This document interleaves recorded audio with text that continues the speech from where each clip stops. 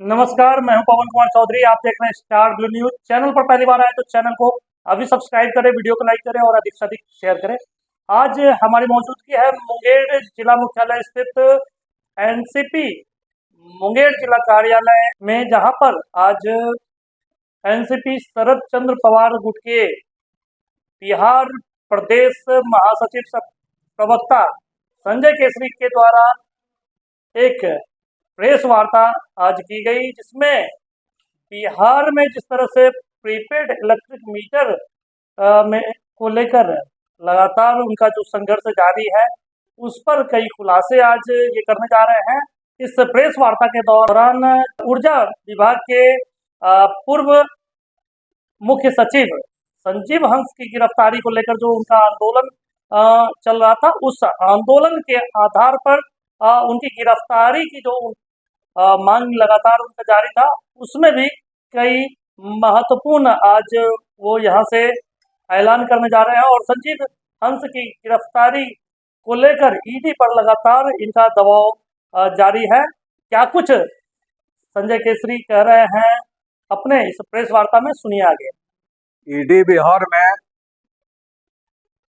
ऊर्जा विभाग के पूर्व प्रधान सचिव, जो कि Bihar state power holding company limited के भी पूर्व चेयरमैन कम मैनेजिंग डायरेक्टर थे, और बिहार राज्य पुल निर्माण निगम लिमिटेड के भी एमडी थे। इनके यहाँ जब छापेमारी की तो ईडी को पता नहीं था कि संजीव हंस के यहाँ छापेमारी से ऐसे ऐसे खुलासे होंगे जिसकी आंच बिहार सरकार को गिरने पर मजबूर कर देगी। इसीलिए ईडी 16 जुलाई को संजीव हंस के यहाँ छापेमारी के बाद पूरी तरह से शांत पड़ चुकी थी।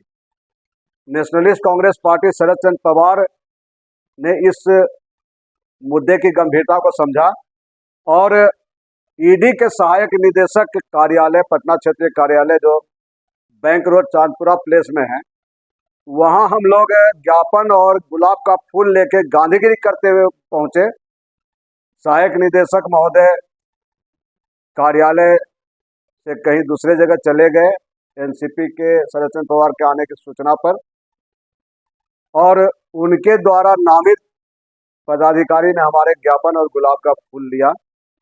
हमने सहायक निदेशक ईडी से यह आग्रह किया कि संजीव हंस के यहाँ जो खुलासे हुए, जो बरामदगी हुई, जिन जिन भ्रष्टाचारियों उच्चाधिकारियों के यहाँ संजीव हंस के छापेमारे से भ्रष्टाचार के तार जुड़ते हुए नजर आए, उनका पब्लिक डोमेन में खुलासा होना चाहिए। लेकिन राजनीतिक कारणों से भारतीय जनता पार्टी नीति मोदी सरकार के दबाव के कारण जो ईडी पूरी तरह से भाजपा का एक तोता बन चुकी है, और अगर सीबीआई को तोता बोले तो ईडी भाजपा की मैना है। तो ईडी सिर्फ राजनीतिक कारणों से किसी को फंसाती है या बचाती है। जब ईडी को लगा कि संजीव हंस के यहाँ छापेमारी का खुलासा होने से नीतीश सरकार गिर जाएगी, जो भाजपा के सहयोग से चल रही है, तो ईडी इस पर बिल्कुल शांत बैठ गई। और नेशनलिस्ट कांग्रेस पार्टी शरद चंद्र पवार के दबाव के कारण ईडी को पिछले 3 दिनों पहले बिहार के डीजीपी और एसवीयू को पत्र लिखकर आय से अधिक संपत्ति का मामला के तहत केस दर्ज करने का अनुरोध करना पड़ा। अब सवाल है कि ईडी जब मुख्यमंत्री को गिरफ्तार कर सकती है, दिल्ली के मुख्यमंत्री अरविंद केजरीवाल, डिप्टी सीएम मनीष सिसोदिया को गिरफ्तार कर सकती है, अफजल अमानुल्लाह को गिरफ्तार कर सकती है, संजय सिंह को गिरफ्तार कर सकती है राजनीतिक कारणों से, और जब बिहार में जदयू राजद की सरकार थी तो जदयू के एमएलसी राधाचरण सेठ को गिरफ्तार कर सकती है, तो संजीव हंस को गिरफ्तार करने में ईडी के हाथ पांव क्यों फूल रहे हैं? यह बहुत ही सुलगता हुआ सवाल है। इसे लेकर नेशनलिस्ट कांग्रेस पार्टी शरद चंद्र पवार 15 दिनों का समय दिया है ईडी को। उसके बाद हम लोग राजभवन मार्च भी करेंगे और जरूरत पड़ी तो हम लोग आमरण अनशन पर भी बैठेंगे। ईडी कार्यालय, पटना क्षेत्रीय कार्यालय, चांदपुरा प्लेस के सामने। ईडी जितने भी जगह छापेमारी की है उसमें अब तो ईडी को जवाब देना पड़ेगा कि ये छापेमारी सिर्फ और सिर्फ विपक्षी दल के नेताओं के यहाँ क्यों होती है। क्या भाजपा के सारे नेता दूध के धुले हुए ईमानदार हैं? हेमंत बिस्वा शर्मा जो ईडी के निशाने पर थे, असम में भाजपा में आया, मुख्यमंत्री बने, ईडी उसके यहाँ छापेमारी छोड़ दी, वो मामला पेंडिंग हो गया। दिल्ली में जो आम आदमी पार्टी में थे वो जैसे भाजपा में गए, ईडी उसके यहाँ छापेमारी का ठंडे बस्ते में रख दी। माननीय शरद चंद्र पवार जी को ईडी ने सम्मन बुलाने का बाद जैसे किया, सम्मन देकर शरद चंद्र पवार ने ईडी ऑफिस जाने का ऐलान कर दिया, तो ईडी को माफी मांगना पड़ा माननीय शरद चंद्र पवार से। तो ईडी के इस रवैये के खिलाफ एनसीपी शरद चंद्र पवार बिहार में भी कोहराम मचाने का ऐलान करती है।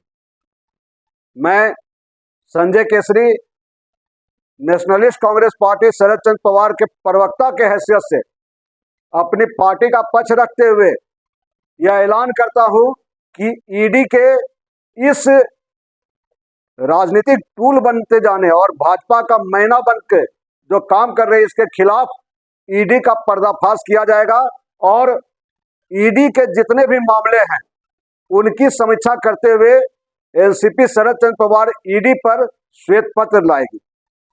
और हम लोग जो ऐलान किए हुए राजभवन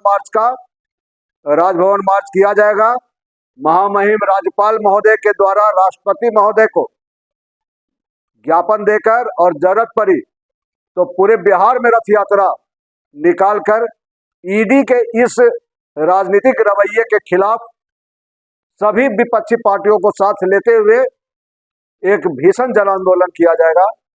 नहीं तो ईडी तत्काल संजीव हंस को गिरफ्तार करे और राजभवन के सामने सार्वजनिक रूप से उसका ब्रेन मैपिंग नार्को टेस्ट करे।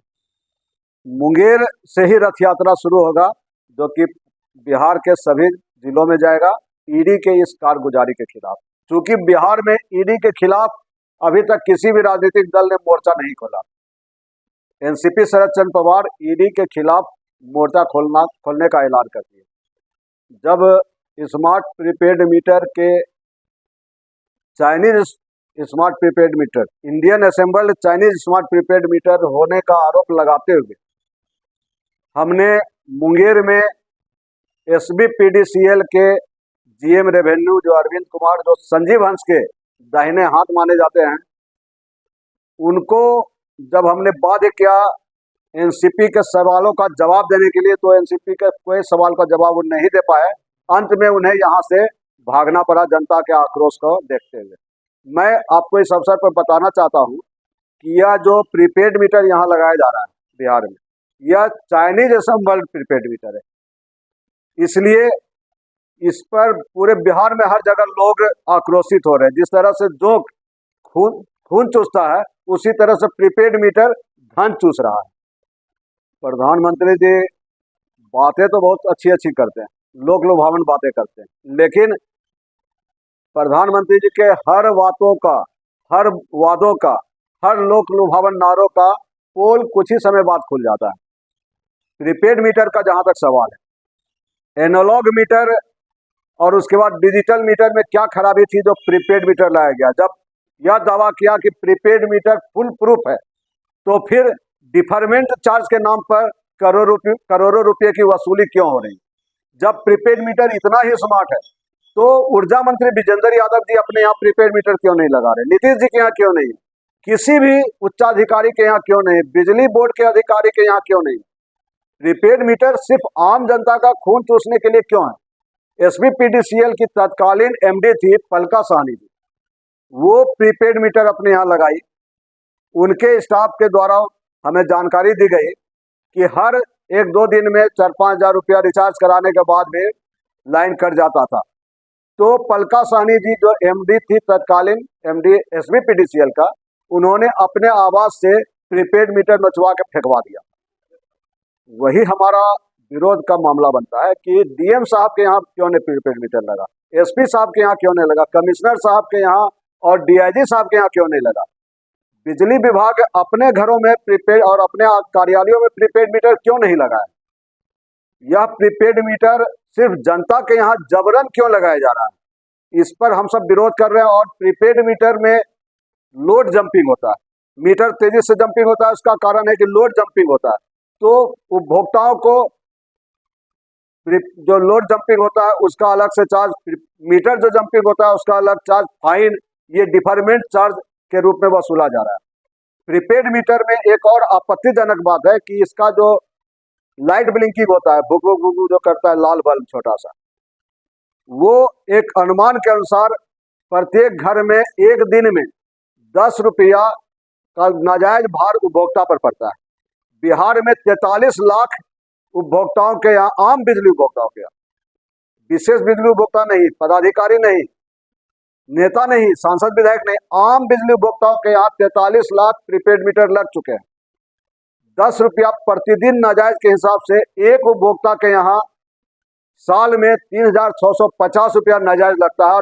और 43 लाख उपभोक्ताओं के यहाँ समझ जाइए कि कितना अरब रुपया सिर्फ लाइट ब्लिंकिंग भुकभुकिया से हो रहा है। प्रीपेड मीटर पूरी तरह से सरकार प्रायोजित धन चूसने का ये एक माध्यम बन गया है। यही कारण है कि हर जगह प्रीपेड मीटर का विरोध हो रहा है। जनता के इतने विरोध के बावजूद सरकार क्यों रिजिड है कि हम प्रीपेड मीटर लगाएंगे ही, नहीं लगाने पर पूरे गांव की बिजली काट दी जाती है।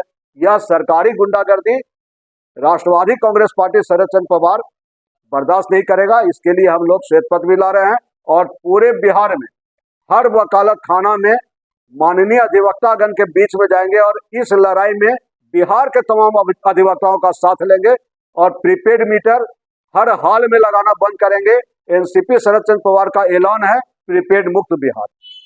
एजेंसी पर दबाव बनाने का मतलब ये सरकार पर दबाव बनाना। और जब भी बिहार में भी जो छापेमारी जदयू के एमएलसी के यहाँ, कहने को तो है कि जदयू एमएलसी के यहाँ छापेमारी हुई, लेकिन उस समय को देखना होगा। उस समय बिहार में जदयू, राजद और कांग्रेस की सरकार थी।